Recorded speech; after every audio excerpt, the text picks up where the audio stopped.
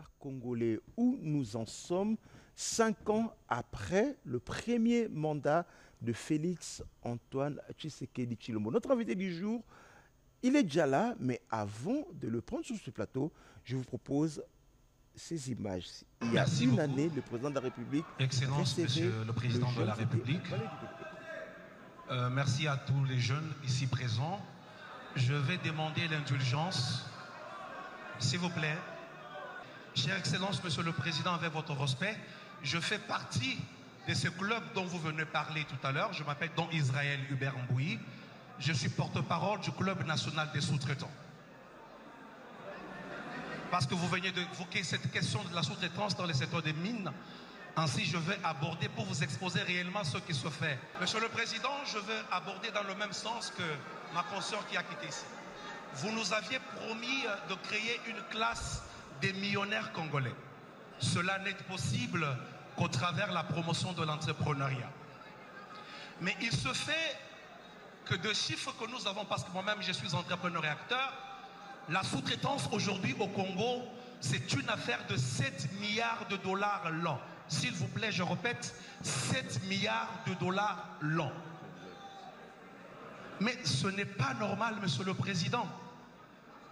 La sous-traitance congolaise fabrique chaque jour un millionnaire sud-africain, un millionnaire chinois, un millionnaire australien, un millionnaire français. Et j'aimerais que les jeunes disent ici, ce n'est pas normal. Monsieur le Président, pourquoi? Parce que ces Moko, Zijin, Sikomine, Ivanoé ont décidé de ne pas respecter la 17/001 de février 2017. Ils ne respectent pas nos lois. Ce sont des partenaires, ils viennent dans notre pays, ils prennent le beurre et l'argent du beurre, alors que la jeunesse ici n'a absolument rien, Monsieur le Président. Monsieur le Président, parce que vous en aviez parlé, s'il vous plaît, c'est moi. Parce que vous en aviez parlé, je serais malhonnête de dire que tout le monde ne fait pas mieux. Une mention spéciale pour Kamoa actuellement, qui essaie de se démarquer, d'où même il y a les quelques millionnaires dont vous parlez. S'il vous plaît, Monsieur le Président, comment est-ce possible qu'en votre titre, en votre statut de président de ce pays, vous preniez une décision, une résolution, et que vos ministres sectoriels et que vos directeurs ne respectent pas cela dans ce pays? Comment est-ce possible?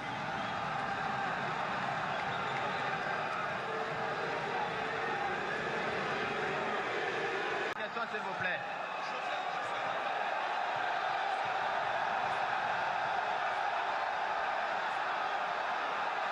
Monsieur le Président,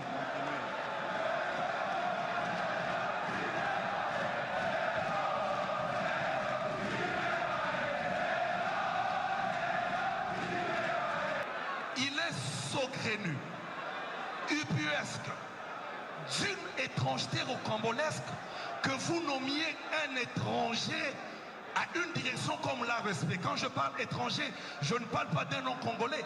Je parle d'une personne qui n'a rien à voir avec la sous-traitance, qui n'a jamais été entrepreneur, qui n'a jamais été dans un forum traitant de la question de la sous-traitance. Je parle de l'actuel directeur de l'ARSP. Monsieur le Président, dans cette salle, il y a des jeunes pétris de talent. Dans cette salle, il y a des jeunes capables. Dans cette salle, il y a des entrepreneurs qui peuvent faire cette fonction. Il s'appelle Don Israël Honoré Mbouyi. À l'époque, il y a cela une année, c'était au Palais du Peuple lorsque le président avait reçu les jeunes. Il s'est exprimé. Il est sur ce plateau. Israël, viens. Salut Israël. Salut. Tu vas bien? Oui, super bien. Je sais. Ici, tu choisis où tu veux te mettre, là, comme tu veux. Hein? Bon, là, ça va. Mais voilà, allez, on va se regarder. Israël, Face à face. tu vas bien? On peut se tutoyer, j'espère, hein, ça vous dérange pas? Non, ça ne me dérange pas d'ici. Alors, vous regardiez ces images, je vous ai concentré sur ces images, il y a cela une année, aujourd'hui avec un peu plus de recul. Quand vous regardez ces images, vous dites quoi? Oui, vous savez, la sincérité est une arme assez puissante pour moi. En grande partie, je ne regrette pas ce que j'avais dit, c'est la vérité. Je l'ai dit au président de la République, que notre démarche partait d'une frustration de beaucoup d'années. Vous savez, nous autres, nous nous sommes battus pendant plusieurs années pour que cette loi exista, avant même qu'elle existe, déjà à partir La loi de sur la sur la sous-traitance. sous-traitance. Ouais. Depuis 2013, aux côtés de la FEC, nous nous sommes battus pendant des années pour faire comprendre aux uns aux autres que le contenu local serait ce moteur, une loi sur le contenu local serait ce moteur qui ferait développer la République démocratique du Congo. Et heureusement, après quelques années, quand il fallait parler de la révision du code minier, dans la foulée, la loi avait été promulguée. Quelques années plus tard, avec l'arrivée du président, l'autorité de régulation avait été mise en place, mais on avançait, les choses n'avançaient pas. Les dirigeants de l'époque de la RSP tournaient tout autour du pot. Et d'ailleurs, j'ai vu l'un des candidats, M. Boussi, qui était DGA, si je ne m'abuse pas. À l'époque, On a discuté pendant très longtemps. Il fallait qu'on voit, qu'on revise les choses. Il fallait qu'on voit, qu'on change de politique. Et voilà. Donc nous étions frustrés de voir que les choses ne marchaient pas, que les étrangers s'enrichissaient sur le dos des Congolais et que les étrangers venaient à piller au Congo et quelques jours suffisaient pour qu'ils se tapent des millions alors que les Congolais étaient là en train de regarder en spectateur. Voilà. Alors, dans vos propos, vous disiez que en RDC, chaque jour, c'est 7 milliards de dollars. Alors, la loi est arrivée, Félix Tshisekedi est arrivé au pouvoir, l'ARSP fonctionne à grande vitesse, j'ai envie de dire comme ça. Est-ce qu'aujourd'hui on peut parler que les entrepreneurs congolais, avec la loi, ça marche très bien? Non, très bien n'est pas le mot approprié. Il faut être franc. Vous savez, quand nous abordons des questions de vie économique de notre pays, très bien, c'est pas le mot juste. Alors, je vais poser la question d'une autre manière. Oui, Est-ce qu'aujourd'hui, il y a des entrepreneurs congolais et qui s'en sortent bien? Oui, de plus en plus, vous savez, vous venez d'évoquer quelque chose. À l'époque, nous avions fustigé la manière de fonctionner de l'autorité de régulation de la sous-traitance. Les chiffres sont vrais. D'ailleurs, nous sommes passés de 7 milliards à 8 milliards actuellement avec le directeur de la RSP, l'honorable Miguel Cachel-Katem. Donc aujourd'hui, la sous-traitance génère tout autour de 8 milliards de dollars dans une année. Mais ces 8 milliards qui ne sont pas encore captés totalement par le Congolais. Voilà pourquoi la respect se bat sur tout le plateau possible en sanctionnant à gauche, à droite, chose que nous attendions à l'époque. Vous savez, nous autres, nous nous positionnons à l'époque comme informateurs parce que nous vivions la chose sur terrain. Je suis entrepreneur, je suis sous-traitant, je savais connaître que tel endroit, telle entreprise venait d'engager une entreprise sud-africaine, tel endroit, telle entreprise venait d'engager une entreprise française pour tel montant et pour tel montant. Mais quand on donnait ces informations aux autorités, qu'est-ce qu'ils faisaient? Ils dormaient, ils préféraient apposer des petites pénalités. Donc, l'ARSP s'était transformé en une régie financière, chose qui n'était pas dans ses missions. L'ARSP était une autorité qui devait réguler, qui devait frapper là où ça ne marchait pas et donner plus d'opportunités, donner plus de marché aux entreprises congolaises. Et aujourd'hui, avec le travail qui est abattu sur le terrain, nous pouvons nous dire que oui, nous sommes sur la bonne voie. Nous pouvons regarder de cette manière-là. Et ensemble, avec la participation de tout le monde, on peut aller de l'avant et espérer que dans les jours qui viennent, qu'on ne parle pas seulement des millionnaires congolais, qu'on parle des milliardaires congolais. Ça serait justice d'ici 5 ans ou 10 ans. Aujourd'hui, cette loi de la sous-traitance, est-ce que la sous-traitance aujourd'hui profite aux Congolais? Je le dirai encore, je ne cesserai de le dire, pas totalement. Voilà pourquoi vous verrez par exemple il y a quelques jours, 2 jours pour tout dire, j'ai suivi sur les antennes de la RFI qu'il y a des entreprises, plusieurs entreprises qui ont été sanctionnées au Katanga et au Lualaba. Pourquoi? Parce que la plupart des entreprises donneuses d'ordre ne respectent pas la loi et continuent à entreprendre, à enregistrer des entreprises étrangères sous couvert de prête-nom. Et c'est là que le gouvernement doit intervenir. C'est là que le marché doit revenir, la grande part, aux entreprises congolaises et que l'on parle demain que ça marcherait très bien. Alors, je voudrais, avant qu'on continue, hein, on a vu la première vidéo, c'est une année, mais il y a quelques mois, il y a la deuxième réunion entre le jeune et le président de la République. C'était au palais à la cité de l'OIA. Le président a reçu des entrepreneurs congolais, des millionnaires congolais. On va en parler tout à l'heure. Et là encore, vous avez pris la parole. On va regarder ces images. Ok, merci. Ok. qu'il me soit permis de corriger, en défaut des jugements, un écart de langage que j'ai émis sur l'un de vos choix il y a quelque temps. Avais-je tort? Avais-je raison? Je dirais oui et non.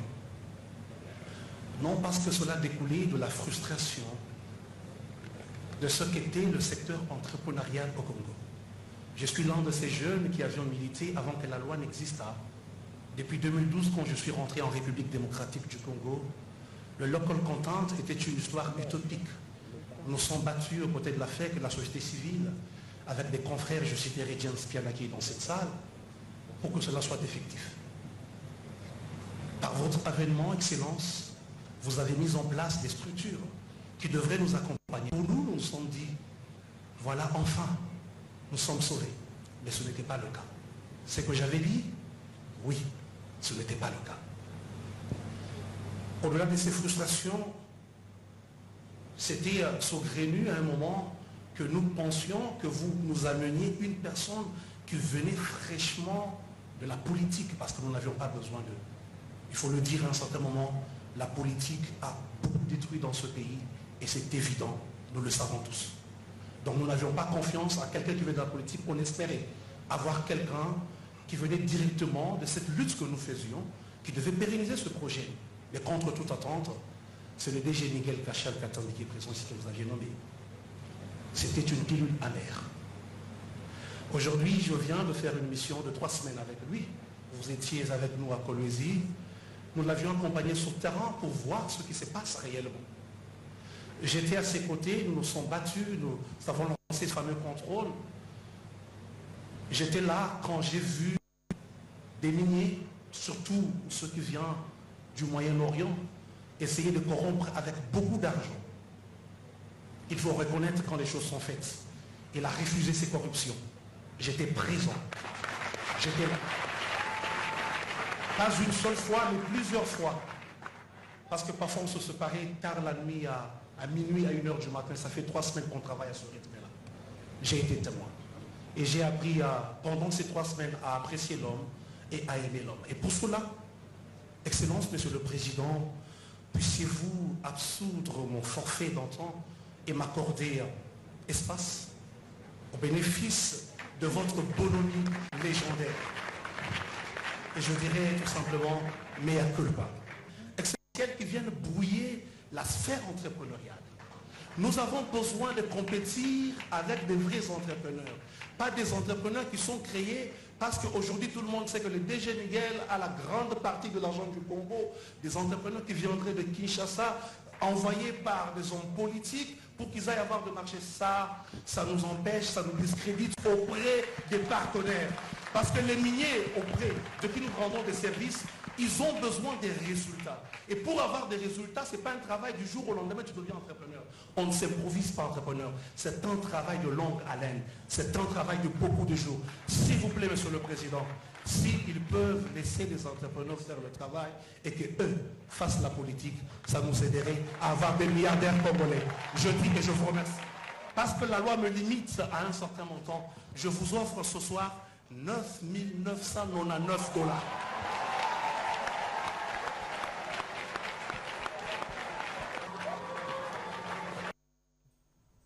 Dans Israël, Honoré Mbouyi. Alors, la question, on va parler d'entrepreneuriat, mais j'ai juste envie, il y a une année, vous avez un autre langage.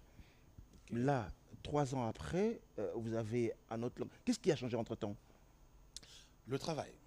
Vous savez, un jour, d'ailleurs ce jour-là, sur cette vidéo, j'étais à côté du DG Miguel, et le président de la République, on discutait, et il se tourne vers le DG Miguel et lui dit, mais je t'avais dit que seul le travail pouvait changer la donne. Il ne fallait pas s'inquiéter de quoi que ce soit.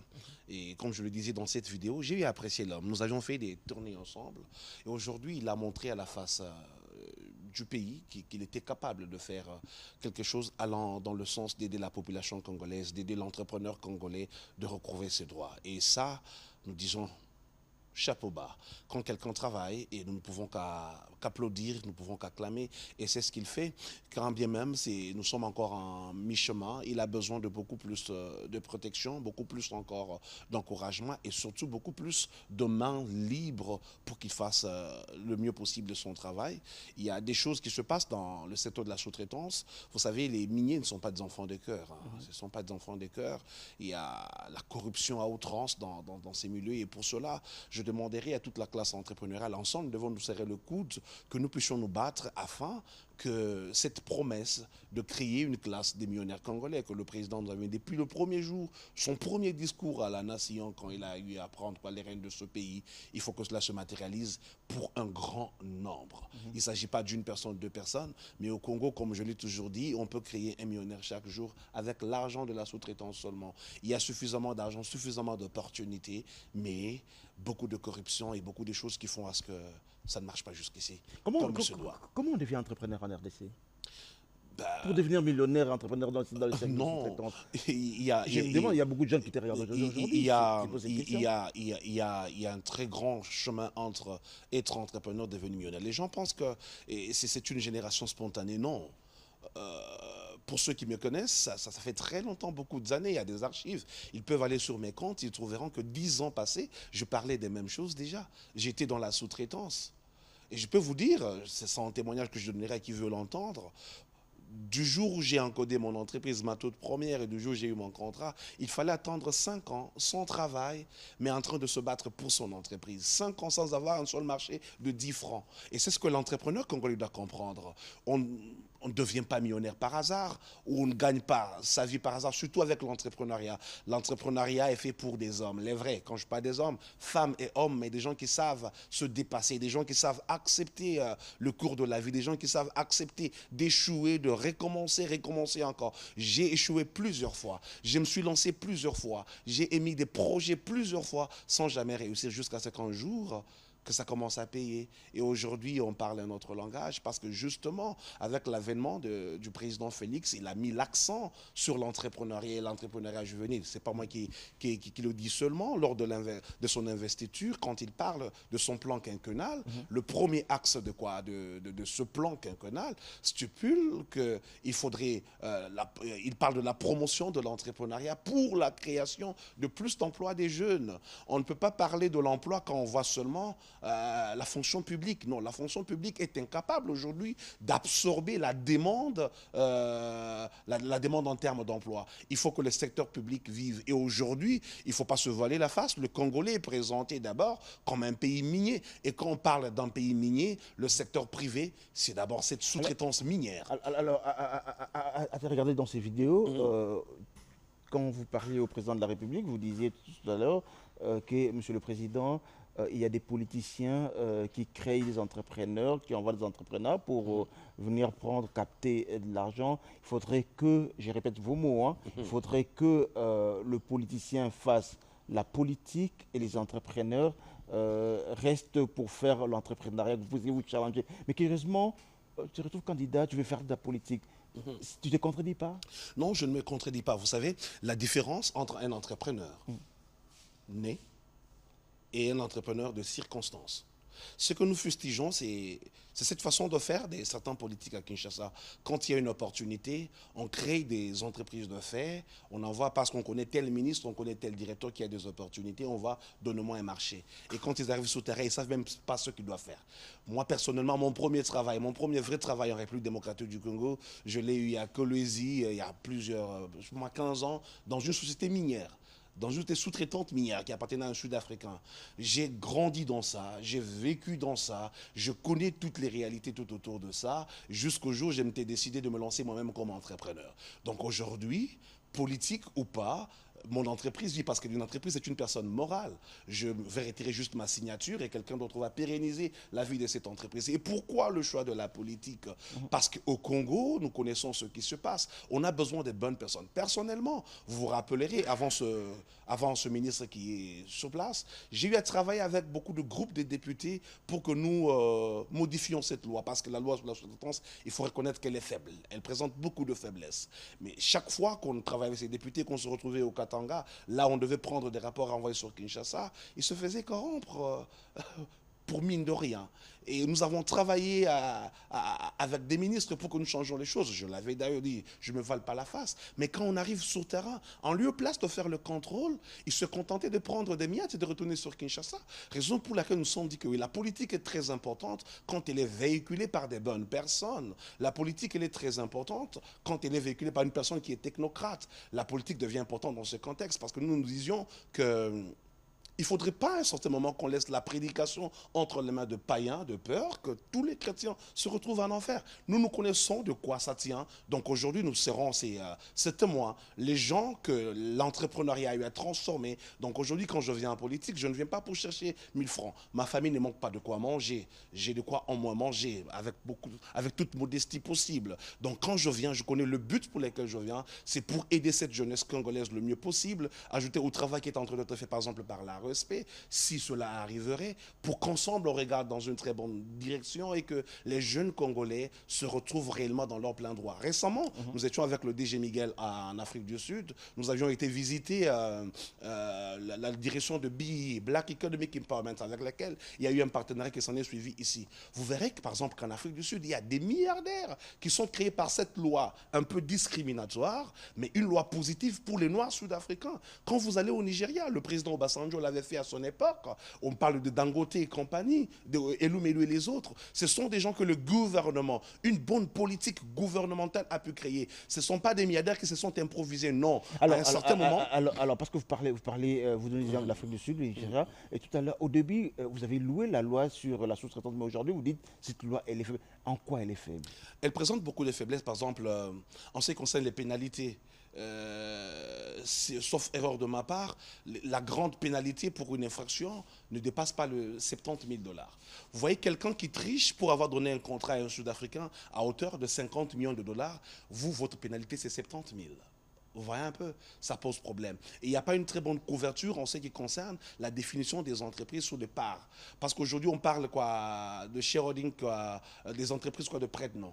Donc aujourd'hui, un Sud-Africain peut se réveiller parce que le DG Miguel a suffisamment tapé sur la table et il revient, il cherche son gardien. Chez lui à la maison, lui, viens-moi, signe-moi ici, on te donne 51% de parts, mais qui ne sont pas 51% de parts. Et moi, chaque mois, en lieu de place de te donner 300 $, je vais commencer à te donner 1000 $. Ça se fait, ce sont les réalités que nous sommes en train de vivre. Et pour ça, il faut revoir les choses. Et d'ailleurs, il y a déjà quelque chose qui se prépare, la loi générale sur le contenu local, afin de prendre tous les contours de la question et de trouver une loi solide. Et là encore, nous fustigeons quelque chose. Cette loi, elle est bénéfique pour la jeunesse congolaise. Cette loi, elle est importante pour l'entrepreneur congolais, mais elle ne peut pas se faire, elle ne peut pas se décider sans le jeune Congolais, sans l'entrepreneur congolais. D'où encore, je réitère ma volonté, je réitère ma demande au ministère, au ministre de PME, qui est en train de véhiculer cette commission, d'ouvrir les portes afin que l'entrepreneur, le vrai entrepreneur congolais, soit expert dans cette commission. Que le vrai jeune qui subit le problème du chômage, le problème de manque d'emploi, le problème de manque d'opportunités, fasse partie de cette commission. Moi, j'ai toujours dit, je le redirai encore 1001 fois, tout ce qui est fait pour la jeunesse sans la jeunesse est contre la jeunesse. Par ricochet, tout ce qui est fait pour l'entrepreneur sans l'entrepreneur est contre l'entrepreneur. Nous avons besoin de participer. On n'a pas besoin qu'on nous amène, entre guillemets, des experts, des gens qui ont grandi dans leur bureau climatisé, pour ne pas dire climatique, pendant des années, comme experts, alors qu'ils ne maîtrisent pas le terrain. Nous maîtrisons le terrain, nous avons de quoi dire, quoi contribuer pour que cette loi soit effectivement solide et pour... Mais dans Israël, comment devenir millionnaire? Tout le monde aujourd'hui rêve de devenir millionnaire, tout le monde rêve de devenir entrepreneur, mais lorsque nous regardons l'économie ici, l'économie congolaise, la plupart, ce sont les étrangers qui détiennent cette économie congolaise. Je ne suis pas contre les Indiens, les Chinois, les Libanais, je ne suis pas contre eux, mais c'est eux qui tiennent notre économie. Et puis, on parlait d'une banque, il n'y a pas une banque congolaise à capitaux congolais, ça, il n'y a pas. Mais comment faire des millionnaires? Justement, je l'ai dit au président de la République récemment, lors de cette rencontre, la deuxième vidéo que vous avez montrée. Aujourd'hui, c'est une nécessité pour qu'on parle d'une banque de crédit, une banque d'investissement congolaise. C'est très important. Nous avions proposé des mécanismes, donc on attend jusque-là. J'attends que le bureau du président m'invite, que le président nous invite, que nous nous fassions voir les contours de la question, parce que je sais c'est facile, on peut le faire. Avec le fonds qu'on peut générer avec l'ARSP, avec le FOGEC, nous pouvons créer une banque de crédit congolais. Et entre autres, vous disiez que, ce qui est une vérité, que l'économie congolaise était tenue jusqu'ici entre les mains des étrangers, ce qui est une vérité. Vous savez, un entrepreneur, c'est quelqu'un qui est à l'affût de l'information, et l'information, nous l'avons. Voilà pourquoi aujourd'hui, si on est là, parfois d'autres personnes nous demandent pourquoi ne pas rester dans ton coin, gagner ton argent tranquillement et de ne pas s'ingérer du problème politique ou économique du pays. Non, je dis non. Un pays a besoin de ses leaders et dans tous les domaines. Aujourd'hui, dans la sphère entrepreneuriale, il n'y a pas de honte de dire que je représente au moins une bonne partie des jeunes qui se voient en moi, qui me voient comme modèle. Et je dois montrer la voie pour que les choses changent. Par exemple, c'est bien beau d'acclamer qu'aujourd'hui qu'on ait construit ce bijou, ce joli bâtiment. Les centres financiers. Voilà, vous parlez de ça, vous vous imaginez déjà. C'est très bon. Je savais que je avec vais combien, déjà en termes de la main-d'œuvre, c'est catastrophique. Je ne donnerai pas des chiffres ici. C'est catastrophique quand on doit mener 2000, 3000 étrangers pour faire la maçonnerie dans un pays aussi sérieux comme le nôtre. Ça, c'est un problème sérieux. Je pense que le président doit être bien conseillé sur la question. Et aujourd'hui, on veut parler, par exemple, de la construction de l'aéroport qui serait chiffrée à hauteur de 1,2 milliard ou 1,3 milliard. Merci encore Midvest de construire l'aéroport. Mais moi, je dis aux jeunes entrepreneurs congolais que Midvest ne construira pas l'aéroport sans l'apport du jeune entrepreneur congolais. Nous allons faire bloc.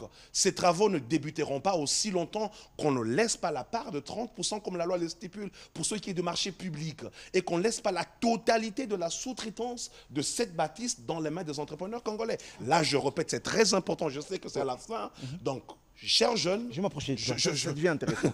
Non, on va s'asseoir. Ça devient intéressant. Je vais me rapprocher de toi. Vas-y, termine. Voilà pourquoi, par exemple, on a une masterclass qu'on invite les jeunes la semaine prochaine. On en parlera samedi. On va conduire cette émission samedi sur l'entrepreneuriat. Et vous retrouvez 1,2 milliard. 10%, c'est 120 millions. On s'arrête un peu. La loi dit que 30%.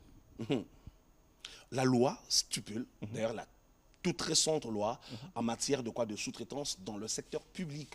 Et c'est le président Félix Antoine Tshisekedi Tshilombo qui l'a promulgué. L'ordonnance loi de 2022 stipule que pour tout marché public, il faut réserver 30%. D'ailleurs, ce n'est pas 30, 40% de la sous-traitance aux entreprises congolaises. Donc, ça veut dire 1,2 million. Il faut au moins 300 millions qui doivent être captés par les entrepreneurs congolais. Vous me parlerez de l'expertise, sans doute, c'est ce que serait votre prochaine question. Oui, j'anticipe et je vous dirai qu'il n'est pas question d'expertise pour tout. L'expertise au Congo, il y en a. Et d'ailleurs, il y a certains domaines qui pèseraient centaines de millions dans ce dossier. Est-ce qu'il faut une expertise avérée pour prendre la caillasse, le gravier de Carrie-Grèce Angeli? Est-ce qu'il faut de l'expertise pour chercher un chantier? On peut prendre du sable pour la construction de cet aéroport, quelque part et l'amener en Angeli. Est-ce qu'il faut de l'expertise pour fournir la brique pour ce chantier? Non. Voilà pourquoi nous disons, déjà qu'en partant de là, on peut capter plus de 150 millions de dollars. Et vous savez ce que c'est 150 millions de dollars dans une ville comme Kinshasa, si l'entrepreneur quinois devrait se réveiller et faire bloc derrière nous? Dans Israël, quand on vous entend parler, est-ce que le problème du Congo, ce n'est même pas le président Félix, c'est nous-mêmes, c'est le Congolais lui-même? Oui. Un problème d'information et de formation. Voilà, je viens de donner une information assez capitale. Il y a de ceux qui vont critiquer, qui vont dire, voilà, il fait du bruit, mais c'est une réalité. On l'a vu. Donnez-moi le nom des entrepreneurs congolais qui ont participé à la construction du centre financier. On posera la question. Oui, il n'y a presque pas. Des miettes.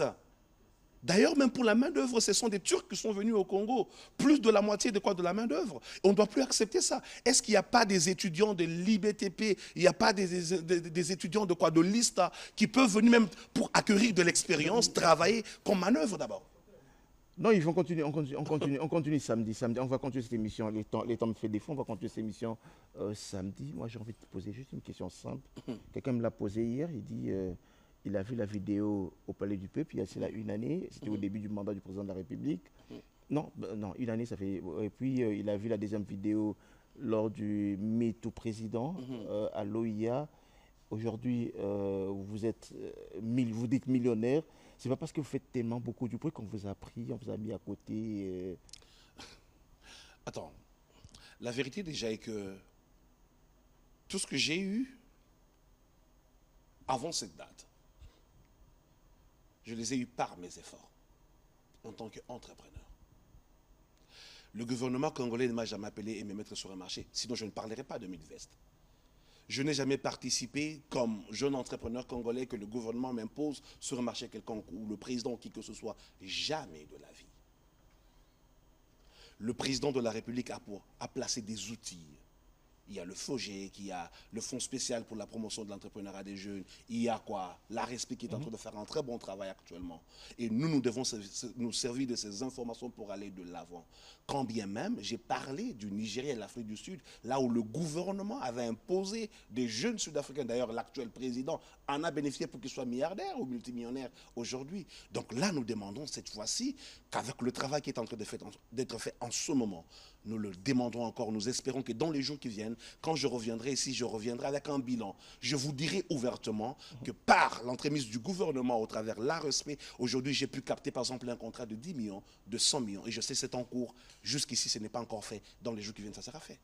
On va finir, on va se retrouver samedi pour la suite. Mais curieusement, par notre culture, par nos habitudes, nous les Congolais, on ne parle pas de notre richesse, on ne parle pas de notre argent. Mais vous n'avez pas peur de parler, de dire que vous êtes millionnaire? Ah bon, là déjà, il faut corriger quelque chose.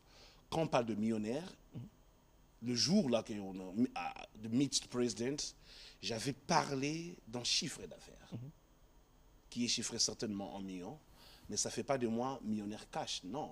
Un chiffre d'affaires, c'est le montant au cours d'un exercice comptable que tu as pu générer. Okay. Et aujourd'hui, avec le business qu'on est en train de faire, au Congo, on parle d'un taux de bénéfice qui est à 30%, chose qui n'est pas faite. Voilà pourquoi la loi doit d'être modifiée. La marge bénéficiaire est assez inférieure. Quelqu'un d'autre croirait que vous brassez des millions, vous avez des millions dans votre compte. Brasser les millions en termes de chiffre d'affaires, oui. Je ne me cacherai pas, oui, je le fais. Je brasse millions en termes de chiffre d'affaires. Mais il faut encore beaucoup plus d'efforts et surtout l'appui de la respect. Et j'espère que je suis dans des bonnes mains, les mains de l'actuel directeur. Dans quelques jours, ce serait possible que je vienne vous dire que oui, parce qu'il faut un bilan. Chaque pays présente ses milliardaires. Quand on parle de Guinness de record, pourquoi en République démocratique du Congo, quand on parlerait entre guillemets des millionnaires ou des milliardaires, il faudrait qu'on parle des gens qui ont volé l'argent de quoi, dans l'argent des deniers publics? Ça, c'est une honte, c'est saugrenu. On ne doit pas être ce pays-là. Il faudra que le Congo soit assez sérieux que demain, quand on parlerait des dons Israël, politiques ou pas, qu'on dise que voilà, ces jeunes pèsent aujourd'hui autant des millions de dollars. Vous qui les connaissez, dites-nous, on va terminer par là. Vous qui les connaissez, est-ce qu'aujourd'hui, il y a des jeunes Congolais qui sont millionnaires, qui pèsent autant de millions de dollars? Oui, j'en connais. D'ailleurs, dans la sous-traitance. Mes aînés, mes frères, vous voulez que je vous donne un nom? Je vous parlerai de Thierry Mongamula Mbale, un jeune de Kolwezi. Il a commencé sur base de rien. Aujourd'hui, il brasse plusieurs millions. Je vous parlerai de Landry Mea, un jeune qui vit à Kolwezi, qui brasse millions. Je vous parlerai de Gabriel Chitende. Je vous parlerai de bien d'autres jeunes. Tous dans le secteur minier. Secteur minier, bien sûr. Ils brassent des millions et c'est vérifiable. Donc, je me dis, je ne peux pas me morfondre. Je crois que demain sera meilleur avec le travail qui est en train de faire, avec beaucoup de coordination tout autour du contenu local. Demain, quand je reviendrai, je pourrai dire, voilà, aujourd'hui, je fête mes 5, mes 10 millions, mes 15 millions, en termes d'action, en termes quoi, de biens mobiliers, immobiliers. Voilà. Merci, Don Yves Mbouy, Don Yves Honoré Mbouy. On va se retrouver. Hubert. Non, Don Yves Israël Hubert Mbouy. Qu'est-ce que j'ai dit? Dans Israël, Hubert Mbouy. Voilà. On se retrouve samedi prochain pour parler de la masterclass que tu comptes organiser la semaine prochaine. Tout à fait. Une masterclass très importante pour la jeunesse congolaise et surtout pour montrer aux autorités qu'est-ce qui doit être normalement fait pour qu'aujourd'hui, parce qu'on va parler de l'agripreneuriat. Oui, on parle des mines, c'est très bien beau, mais demain, l'après-mine, c'est quoi?